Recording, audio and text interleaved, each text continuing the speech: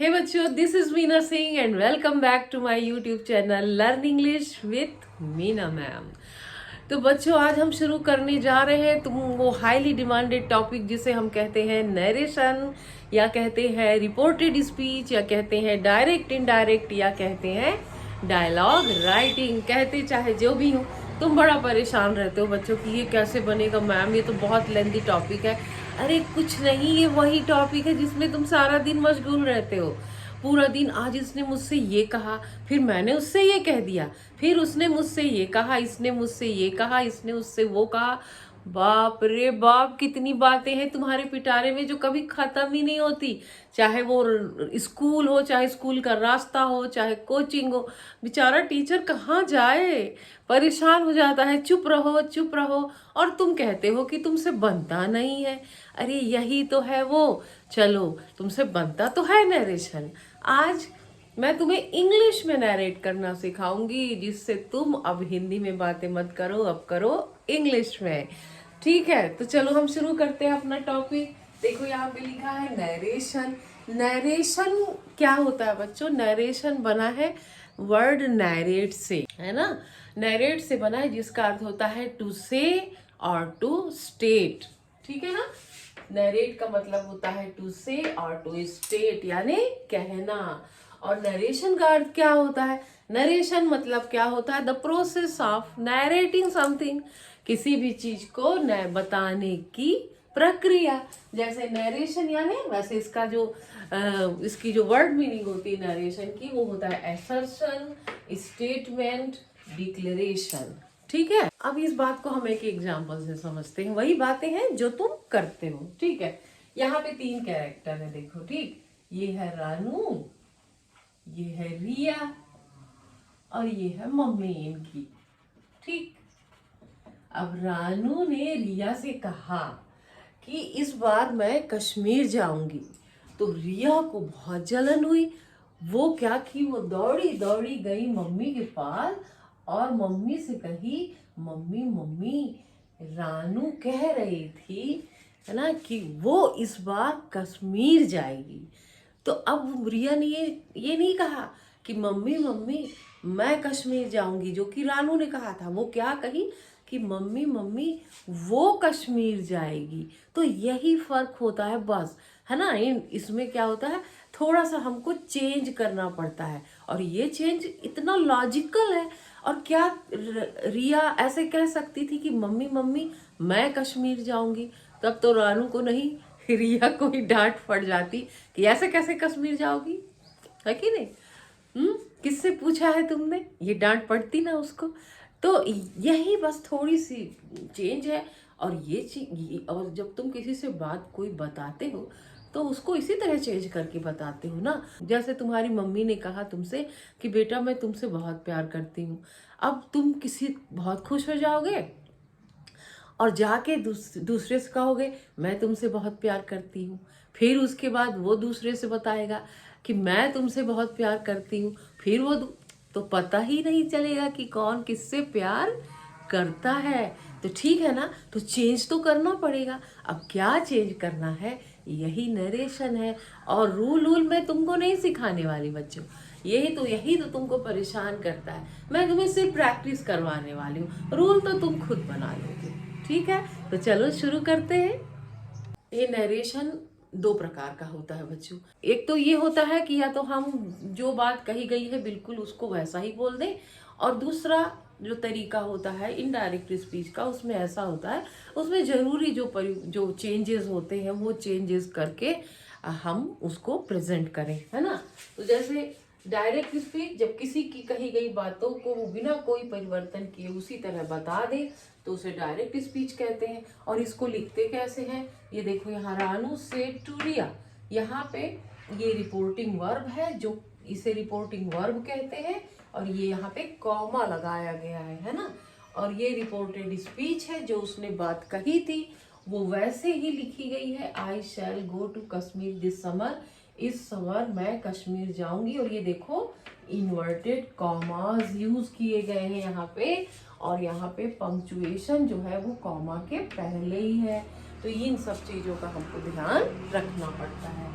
और indirect speech, जब किसी की कही गई बातों को हम अपने शब्दों में कुछ जरूरी परिवर्तन करके व्यक्त करें तो उसे इनडायरेक्ट स्पीच कहते हैं। जैसे रानू टोल्ड रिया, यहाँ रिपोर्टिंग वर्ब है ये, फिर यहाँ पे देखो दैट कंजंक्शन लगाया गया है, कॉमा नहीं है, और उसके बाद उस सेंटेंस में आई की जगह शी, क्योंकि रिया ने नहीं कहा था, किसने कहा था, रानू ने कहा था, तो उसके हिसाब से हम इसको चेंज कर दिए।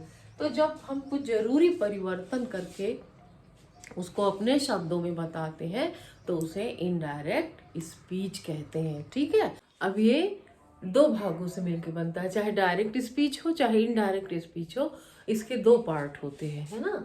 तो एक वो पार्ट जिसमें हम बोलते हैं कि उसने मुझसे कहा, मैंने उससे कहा, इसने उससे कहा, सास ने बहू से कहा, मेरी सहेली ने मेरे दोस्त से कहा, यानी जितने भी मतलब किसने किससे क्या कहा, वो वाला जो पार्ट होता है वो शुरू में होता है, और इसे हम कहते हैं रिपोर्टिंग वर्ब। इसे हम क्या कहते हैं, रिपोर्टिंग वर्ब कहते हैं। और वो बातें जो इन्वर्टेड कॉमास के अंदर होती है, जो कि किसी की कही गई बात होती है ना, और जो किसी की कही गई बात होती है उस बात को हम जो क्या कहते हैं, रिपोर्टेड स्पीच, उसको बोलते हैं रिपोर्टेड स्पीच। इसको हम शॉर्ट में RV बोल सकते हैं, और इसको हम शॉर्ट में RS बोल सकते हैं। ठीक है ना, इस तरह से। अब देखो, अब पहले हम ये देखते हैं कि रिपोर्टिंग वर्ब को कैसे बदला जाता है। ठीक है, हम थोड़ा सा रिपोर्टिंग वर्ब को बदलना सीखते हैं। अभी हम रिपोर्टेड स्पीच की बात नहीं करेंगे, अभी हम सिर्फ रिपोर्टिंग वर्ब को बदलेंगे। अब ये देखो, जो ये सेड टू है ना, इसमें देखो क्या होता है, इसमें सब्जेक्ट प्लस वर्ब जनरली, है ना, हो सकता है ऑब्जेक्ट भी, कोई जरूरी नहीं है। तो जब सब्जेक्ट भी हो और ऑब्जेक्ट भी हो, यानी जब सेड टू लिखा हो तो हमें क्या लिखना चाहिए, सेड टू को हमको टोल्ड में बदल देना चाहिए। जैसे ही टोल्ड मी, अब जरूरी नहीं है कि सिर्फ पास्ट में ही हो, प्रेजेंट और फ्यूचर में भी हो सकता है, ही सेज भी हो सकता है, ही विल से भी हो सकता है, लेकिन अभी उनको हम आगे पढ़ेंगे। एक बार मैं तुम्हें बता देना चाहती हूँ कि ये सरल है, बहुत सरल है, और अगर तुमको पहले से बनता होगा ना तो तुम्हारा एकदम रिवीजन भी हो जाएगा इसमें। ठीक है, तो यहाँ पे हमको क्या करना है, जैसे सेड टू है तो इसको हम किस में बदल देंगे, टोल्ड में। फिर ये देखो, फिर यहाँ पे सेड टू है ना, तो हम फिर क्या कर देंगे, ही टोल्ड स्नेहा। ठीक है ना, इसमें क्या लिखा था, ही सेड टू स्नेहा। यहाँ पे इस वर्ब का सब्जेक्ट भी है और ऑब्जेक्ट भी है। जब ऑब्जेक्ट रहता है तभी सेड टू लिखा रहता है बच्चों, ये जानो तुम, है ना। तो अगर सेड टू लिखा है ना तो इसको हम टोल्ड में बदल देंगे। फिर देखो, ही सेड टू मी, उसने मुझसे कहा, तो यहाँ पे भी अभी हम ये नहीं पढ़ रहे हैं कि क्या कहा, है ना, अभी सिर्फ हम ये पढ़ रहे हैं कि इसको कैसे, रिपोर्टिंग वर्ब को कैसे बदलना है। यहाँ पे लिखा है ही सेड टू, तो फिर हम कर देंगे ही टोल्ड मी। देखो, हम सेड टू को टोल्ड में बदलते हैं, है ना। अभी देखो, हम टोल्ड टू नहीं लिखते कभी भी, ये ध्यान रखना, टोल्ड टू कभी नहीं लिखते, हम सेड टू को टोल्ड में बदलते हैं। ये सेड टू है, ये देखो टोल्ड में बदल गया, ये सेड टू है, ये देखो टोल्ड में बदल गया, ये सेड टू यहाँ पे भी लिखा है तो ये टोल्ड में बदल गया। अब देखो अगला, ही सेड, अब यहाँ पे सेड है, सेड टू तो नहीं है ना, तो फिर ये नहीं बदलेगा, ये रहेगा ही सेड, ये ही सेड ही रहेगा। ठीक है, आया समझ में, देखो कितना सरल है ना, सरल, कितना सरल है। और अगर तुमको सरल लगा ना, इंटरेस्टिंग लग रहा है ना टॉपिक, चलो लाइक करो जल्दी। ठीक है, और अगर सब्सक्राइब नहीं की हो तो सब्सक्राइब भी करो। बच्चों, तुम पढ़ लेते हो और निकल लेते हो, ना लाइक करते और ना सब्सक्राइब करते, भाई ये तो बहुत ज्यादती है, और मैं इतनी मेहनत करती हूँ तो मेहनत का फल मिलना चाहिए ना। ठीक है, अब यहाँ पे देखो, शी सेड टू मी, लेकिन बच्चों यहाँ पे देखो क्या है, यह इंट्रोगेटिव सेंटेंस है। अगर कोई क्वेश्चन है, अगर रिपोर्टेड स्पीच में कोई क्वेश्चन है, तो फिर हम ये नहीं कहते कि उसने मुझसे बोला, हम कहते हैं उसने मुझसे पूछा। बताओ ये क्या कोई रूल है? ये तो जनरल सी बात है। ये जब तुमसे कोई क्वेश्चन करता है तो तुम कहते हो हाँ हमसे पूछ रहा था, पूछ बोलते हो ना, पूछ रहा था। आज मैडम ने मुझसे पूछा कि फर्स्ट लेसन याद है कि नहीं। यहाँ पे क्योंकि क्वेश्चन है तो देखो ये टोल्ड में नहीं बदलेगा, पूछने को कहते हैं आस्क्ड, तो ये बदल जाएगा आस्क्ड में। अब Siya said to Ram where do you live, Siya ने राम से कहा कि तुम कहाँ रहते हो। कहाँ रहते हो क्वेश्चन है ना, तो बोल नहीं रहा, क्या कर रहा है, पूछ रहा है तुमसे।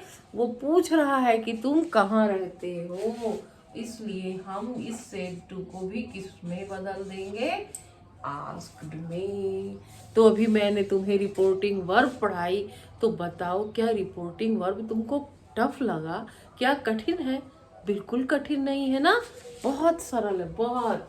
ये देखो क्या पढ़े हम कि अगर सेड टू है तो और उसको हम टोल्ड में बदल देते हैं, टोल्ड में बदलते जाते हैं। और अगर सिर्फ सेड है तो सेड ही रहने देते हैं। लेकिन अगर रिपोर्टिंग स्पीच में कोई क्वेश्चन है ना, कोई कमांड है, तो हम उसको आस्क कर देते हैं, आस्क्ड कर देते हैं, है ना। ठीक है ना इजी। देखो अब चलो हम दूसरा स्टेप पढ़ते हैं। जैसे मैंने तुमसे कहा कि जब दो सेंटेंस हैं तो दोनों को कंबाइंड करना पड़ेगा। दोनों को कंबाइंड ऐसे ही हो जाएगा क्या, कंजंक्शन लगाना पड़ेगा। तो चलो लगा देते हैं कंजंक्शन। इसमें क्या है, अब ये दो अलग अलग चीजें हैं। अब क्या है कि जो रिपोर्टिंग वर्ब है उसको रिपोर्टेड स्पीच से मिलना है, ठीक है ना, रिपोर्टेड स्पीच से मिलना है। तो जब हम किसी के यहाँ मिलने जाते हैं तो कुछ लेके जाते हैं ना, हैं ये, ठीक है। तो हम ये जो है रिपोर्टिंग वर्ब जब इससे मिलने जाएगा तो इसके लिए वो क्या करेगा, दैट लेके जाएगा, क्योंकि इसे दैट पसंद है। जैसे ही टोल्ड मी, ये जो अपन यहाँ पे लिखे थे अब आगे से लिख रहे हैं दैट, तो यहाँ पे हम कंजंक्शन लगा देंगे दैट, ठीक है। और ये जो कॉमा है ना ये हट जाएगा। चलो इसको मैं थोड़ा मिटा देती हूँ। तो मैंने क्या कहा तुमसे कि जब ये रिपोर्टिंग वर्ब है रिपोर्टेड स्पीच से मिलने जाएगा, मिलेगा, तो उसके लिए कुछ लेके जाएगा, ठीक है। तो वो क्या लेके जा रहा है, दैट। ये बहुत सीधा साधा है, बेचारा सामने ही खड़ा है, देखो ये सब्जेक्ट सामने ही खड़ा है।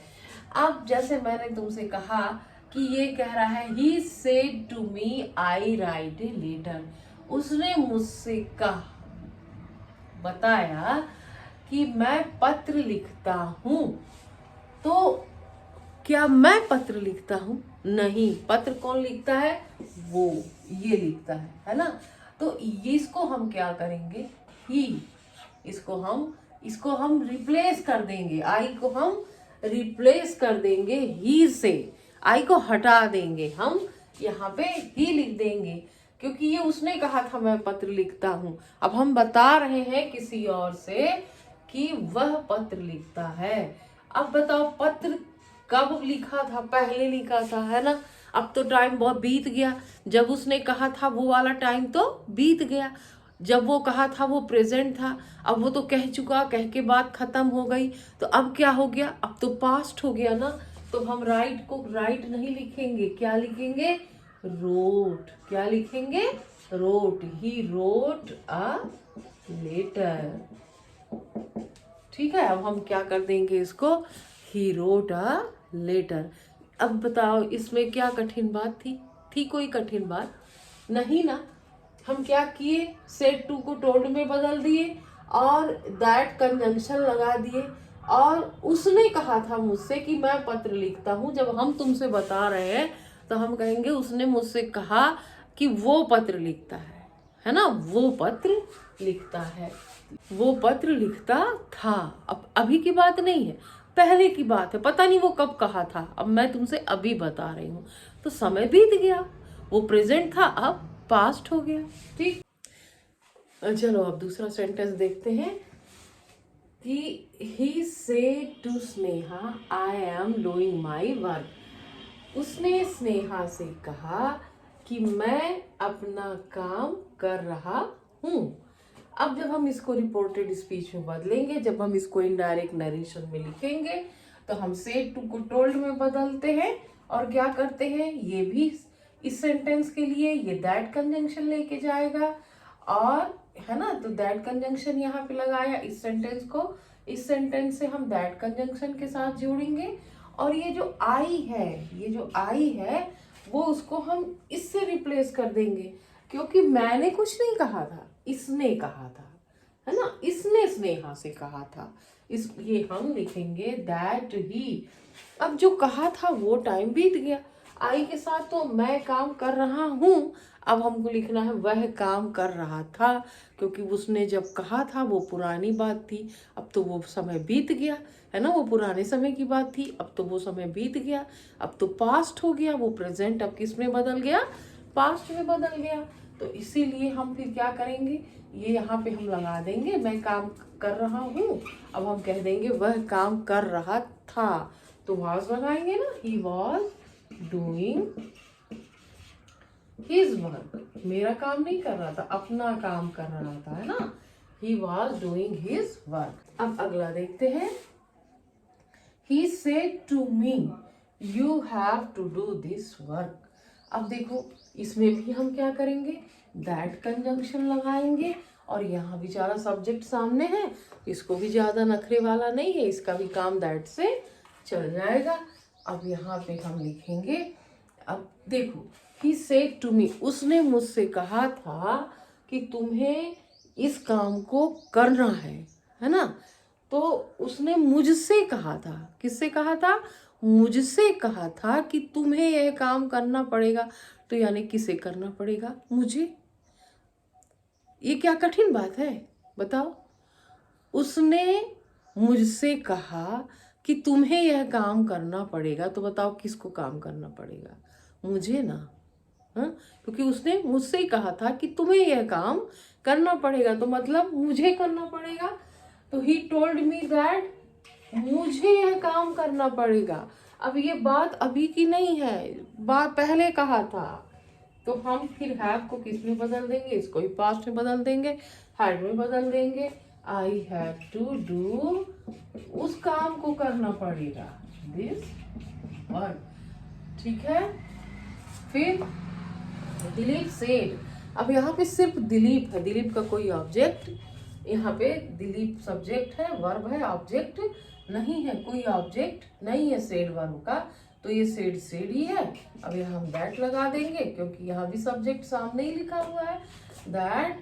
अब कोई लड़की नाच रही थी, उसने ना अपने बारे में बात की ना मेरे बारे में बात की, उसने किसी तीसरे की बात की कि वो लड़की नाच रही थी, तो हम भी यही कहेंगे कि दिलीप ने कहा कि कोई लड़की नाच रही थी। अब ये सेंटेंस पहले से ही पास्ट में है, तो और पास्ट में कर देंगे उसको, ठीक है ना, प्रेजेंट को पास्ट में, और अगर जो पास्ट है उसको और पास्ट में ले जाते हैं, तो हम ये क्या कर देंगे इसको, द गर्ल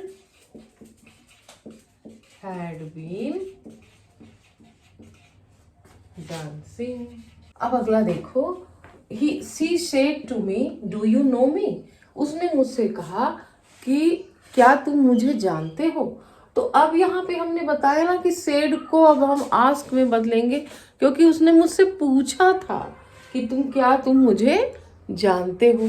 अब यहाँ देखो, यहाँ सब्जेक्ट सामने नहीं है, ये नखरे वाला है, ये कहता है नहीं नहीं, हम ऐसे वैसे नहीं हैं, हमारे लिए तुम्हें कुछ स्पेशल लेके आना पड़ेगा, तब हम मिलेंगे, है ना, इसको कुछ एक्स्ट्रा चाहिए।